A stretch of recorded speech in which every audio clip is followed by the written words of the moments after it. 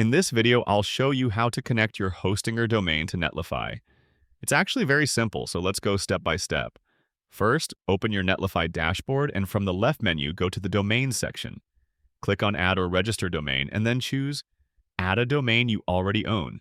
Enter the domain you purchased from Hostinger, then click Verify. Next, click Add Domain.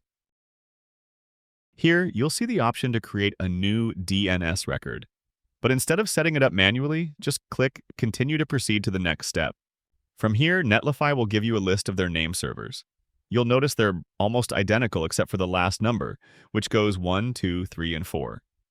Copy the first one to start. Now, switch over to your Hostinger account. Go to Domains, find the domain you want to connect, and click Manage. Then open the DNS/name servers tab. Instead of editing individual DNS records, we're going to replace the name servers. Click Change Name Servers, confirm, and then paste the ones Netlify provided.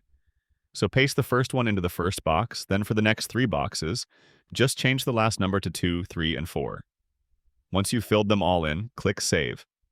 Go back to Netlify, click Done, and you should now see your domain registered as an external domain. And that's it. Your Hostinger domain is now successfully connected to Netlify.